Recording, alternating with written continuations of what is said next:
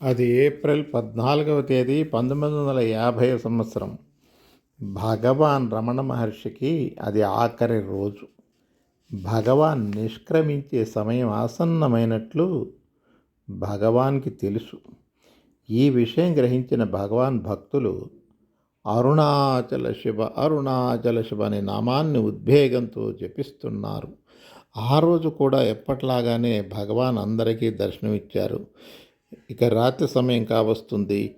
రాత్రి 8:47 భగవాన్ తన శరీరాన్ని లేపి కూర్చోబెట్టమన్నారు.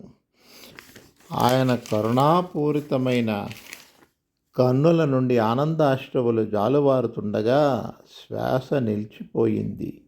అంతటా నిశ్శబ్దం.